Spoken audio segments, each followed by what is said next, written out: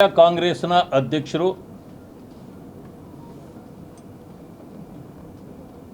ರಾಜ್ಯಸಭೆಯಲ್ಲಿ ವಿರೋಧ ಪಕ್ಷದ ನಾಯಕರು ಆಗಿರತಕ್ಕಂತ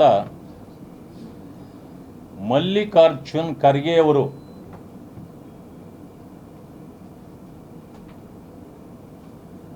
ಬಿಜೆಪಿ ಮತ್ತು ಆರ್ಎಸ್ಎಸ್ನ ವಿರುದ್ಧವಾಗಿ ಪ್ರಚೋದನಕಾರಿ ಹೇಳಿಕೆಯನ್ನ ಕೊಟ್ಟು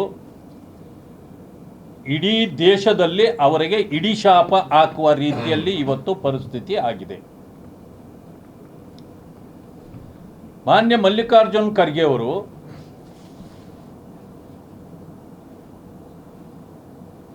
ಕುರಾನ್ ಒಂದನ್ನ ಕೋಟ್ ಮಾಡಿದ್ದಾರೆ. ಅದೇನು ಅಂತಂದ್ರೆ,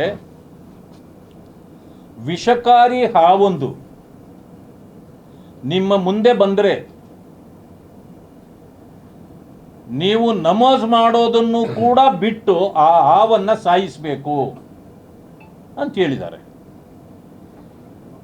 ಅಷ್ಟಕ್ಕೆ ಅವರು ಸೀಮಿತಗೊಳಿಸ್ಕೊಂಡ್ರೆ ಅದು ನಮ್ಮದೇನು ಸಮಸ್ಯೆ ಇರಲಿಲ್ಲ. ವಿಷಕಾರಿ ಹಾವನ್ನು ಯಾರಿಗೆ ಹೇಳಿದ್ದಾರೆ ಅಂತಂದ್ರೆ ಬಿಜೆಪಿ ಮತ್ತು ಆರ್ಎಸ್ಎಸ್ ಅಂತ ಹೇಳಿದ್ದಾರೆ.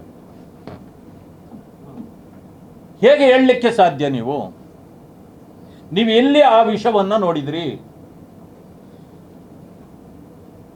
ಒಬ್ಬ ದೇಶದ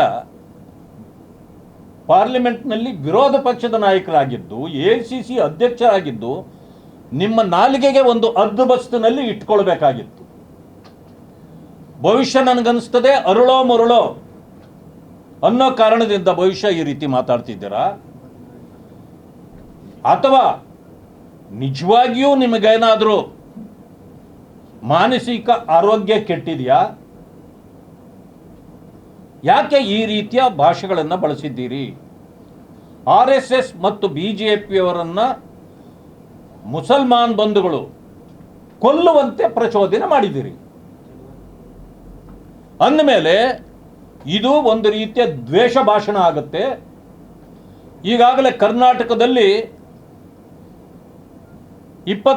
ಡಿಸೆಂಬರ್ 25ರಲ್ಲಿ ದ್ವೇಷ ಭಾಷಣದ ವಿಚಾರದಲ್ಲಿ Karnataka hate speech and hate crime prevention bill pass ಮಾಡಿದ್ದೀವಿ.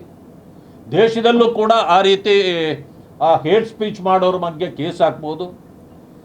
ಈಗಾಗಲೇ ಬಿಜೆಪಿಯ ಅನೇಕ ಕಾರ್ಯಕರ್ತರು ಅವರ ವಿರುದ್ಧವಾಗಿ ಸಿಡಿದೆದ್ದು ಎಲ್ಲ ಕಡೆಯಲ್ಲೂ ಕೂಡ ದೂರುಗಳನ್ನು ದಾಖಲು ಮಾಡ್ತಿದ್ದಾರೆ. ನನಗೆ ಅವ್ರಿಗಿರಬೇಕಾಗಿದ್ದು 1947ರಲ್ಲಿ ನನಗೆ 6 ವರ್ಷ ಆಗಿತ್ತು. ನಾನು ಆಟ ಆಡ್ತಿದ್ದೆ. ಈ ಕಾಸಿಂ ರಜ್ವಿ ನೇತೃತ್ವದ ರಜಾಕರು ದಾಳಿ ನಡೆಸಿ ನನ್ನ ತಾಯಿ ಮತ್ತು ನನ್ನ ತಂಗಿಯ ಅಥವಾ ಅಕ್ಕ ಅವರನ್ನೆಲ್ಲ ಸಾಯಿಸಿಬಿಟ್ರು.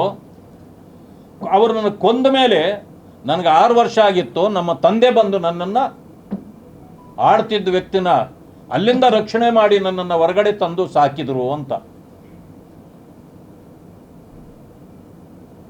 ಅಂದಮೇಲೆ ನಿಮಗೆ ಯಾರ ಮೇಲೆ ಕೋಪ ಇರಬೇಕಾಗಿತ್ತು?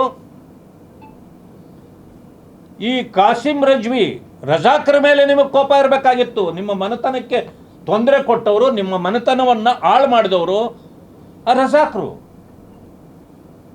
ಆದರೆ ನೀವು ಅವರ ಬಗ್ಗೆ ಮಾತಾಡದೆ ಅವರನ್ನು ಎತ್ತಿ ಕಟ್ಟಿ ಆರ್ಎಸ್ಎಸ್ ಮತ್ತು ಬಿಜೆಪಿಯವರನ್ನು ಕೊಲ್ಲಬೇಕು ಅಂತ ಹೇಳ್ತೀರಿ. ನಿಮಗೆ ನಾಚಿಕೆ ಆಗೋದಿಲ್ವಾ? ನಮ್ಮ ತಂದೆ ನನ್ನನ್ನು ಸಾಕಿದ್ರು, ವಿದ್ಯೆ ಕೊಟ್ಟರು ಅಂತ ಹೇಳಿದ್ರಲ್ಲ. ನೀವು 1972ರಲ್ಲಿ ಶಾಸಕರಾದಾಗ ನಿಮ್ಮ ತಂದೆಯವರು ಏನು ಮಾಡ್ತಿದ್ರು ಅಂತ ಗೊತ್ತಾ? ದನ ಕಾಯ್ತಿದ್ರು ಪಾಪ ಅವರು. ನೀವು ಶಾಸಕರಾಗಿ ಬಿಟ್ಟಿದ್ರಿ. ಅವರ ಪರಿಸ್ಥಿತಿ ಹಂಗಿತ್ತು. ನಿಮಗೆ ಅಷ್ಟು ಅಕ್ಷರ ಕೊಟ್ಟು, ವಿವೇಕ ಕೊಟ್ಟು, ನಿಮಗೆ ಭವಿಷ್ಯವನ್ನು ರೂಪಿಸಿಕೊಟ್ಟ ತಂದೆ ದನ ಕಾದು ಬದುಕ್ತಾ ಇದ್ರು ಅವರು. ನೀವು ಅವರನ್ನು ಮನೆಯ ತನಕ ಸೇರಿಸಿರಲಿಲ್ಲ ಅಂತೇಳಿ ಅನೇಕರು ಮಾತಾಡ್ತಾರೆ. ಇಂಥದ್ದ ನಿಮ್ಮ ಇದು? ಆದರೆ RSS ಅಥವಾ BJP ನಿಮಗೇನು ಅನ್ಯಾಯ ಮಾಡಿದೆ? ನಿಮ್ಮ ಕುಟುಂಬಕ್ಕೆ ಏನು ತೊಂದರೆ ಮಾಡಿದೆ? ರಜಾಕರ್ ಅವ್ರ ಬಗ್ಗೆ ಮಾತಾಡೋದನ್ನು ಬಿಟ್ಟು ಇದ್ರ ಬಗ್ಗೆ ಯಾಕೆ ಮಾತಾಡ್ತೀರಿ? ಯಾರನ್ನ ಓಲೈಕೆ ಮಾಡಲಿಕ್ಕೆ ನೋಡ್ತಾ ಇದ್ದೀರಿ ನೀವು? ಪ್ರಿಯಾಂಕಾ ಖರ್ಗೆ ಅವರು ಈಗ ತಂದೆಗೆ ಸಪೋರ್ಟ್ ಆಗಿ ಅವರು ಮಾತಾಡಿದ್ದಾರೆ. ತಂದೆಗೆ ಸಪೋರ್ಟ್ ಆಗಿ ಮಾತಾಡಿದರು. ಹೌದು, ಮಾತಾಡಿದ್ರಲ್ಲಿ ತಪ್ಪೇನಿದೆ? ನಾವು ಮೊದಲಿಂದ ಇದನ್ನೇ ಹೇಳ್ತಾ ಇದ್ದೀರಿ ಅಂತ ಅವರೇ ಹೇಳ್ತಿದ್ದಾರೆ. ಆಮೇಲೆ ಇವರ ಬಗ್ಗೆನೂ ಮಾತಾಡಿದ್ದಾರೆ. ಅಸ್ಸಾಂನ ಮುಖ್ಯಮಂತ್ರಿಗಳ ಬಗ್ಗೆನೂ ಮಾತಾಡಿ, ಅವರು ಬ್ರಾಹ್ಮಣರು, ಅದರಿಂದಾಗಿ ಇವರೆನ್ನೇನು ಕಲಿಸ್ಕೊಡ್ತಾರೆ ಎಲ್ರಿಗೂ, ಬ್ರಾಹ್ಮಣರು ಇದನ್ನೇ ಕಲಿಸ್ಕೊಡೋದಲ್ಲ ಅಂತ. ಅಂದರೆ ಬ್ರಾಹ್ಮಣರು ಇಂಥ ಹೇಟ್ ಸ್ಪೀಚ್ ಕಲಿಸ್ಕೊಡ್ತಾರ? ಹಾಗಾದ್ರೆ ನಿಮ್ಗೆ ಯಾರು ಕಲಿಸ್ಕೊಟ್ರು? ನಿಮ್ಮನೆಯಲ್ಲಿರೋ ಬ್ರಾಹ್ಮಣರ? ನೀವು ಬ್ರಾಹ್ಮಣರ ಬಗ್ಗೆ ಇಷ್ಟು ಮಾತಾಡ್ತೀರಿ, ಅವರು ಸಮಾಜ ವಿರೋಧಿಗಳು, ಹೇಟ್ ಸ್ಪೀಚ್ ಮಾಡೋರು, ಸಮಾಜಕ್ಕೆ ತಪ್ಪನ್ನೇ ಕಲಿಸ್ಕೊಡೋರು ಅಂತ. ಸರಿ, ನೀವು ಹೇಳಿದ್ದು ಸರಿ ಅಂತ ಇಟ್ಕೊಳ್ಳೋಣ. ಪ್ರಿಯಾಂಕಾ ಖರ್ಗೆ ಅವರೇ, ನಿಮ್ಮ ಮನೆ ತುಂಬ ಯಾರನ್ನು ತುಂಬಿಸ್ಕೊಂಡಿದ್ದೀರಿ? ದಲಿತರಂದ್ರೆ ಆಗೋದಿಲ್ಲ ಅಂತೆ ಬ್ರಾಹ್ಮಣರಿಗೆ, ಹಿಂದುಳಿದವರು ಅಂದರೆ ಆಗೋದಿಲ್ವಂತೆ, ಮುಸಲ್ಮಾನರು ಅಂದರೆ ಆಗೋದಿಲ್ವಂತೆ. ಹಾಗಿದ್ದ ಮೇಲೆ ನಿಮ್ಮ ಮನೆಯಲ್ಲಿ ಬ್ರಾಹ್ಮಣರಿಗೆ ಏನು ಕೆಲಸ? ನಿಮ್ಮ ಮನೆಯಲ್ಲಿ ಇರೋರು ಯಾರು? ನೀವು ಯಾರನ್ನ ಲಗ್ನ ಆಗಿದ್ದೀರಿ?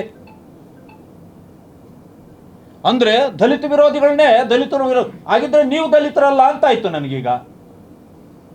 ನಿಮ್ಮ ಮನೆ ತುಂಬ ಬ್ರಾಹ್ಮಣರನ್ನು ತುಂಬಿಸ್ಕೊಂಡ ಮೇಲೆ ನಿಮ್ಮಲ್ಲಿ ದಲಿತತ್ವ ಎಲ್ಲಿ ಉಳಿದಿದೆ? ಹಾಗಾದ್ರೆ ಯಾಕೆ ದಲಿತರು ದಲಿತರು ನನ್ನ ಮೈಯಲ್ಲಿ ದಲಿತ ರಕ್ತ ಹರಿತಾ ಇದೆ ಅಂತ ಯಾಕೆ ಬಗಳ್ತೀರಿ?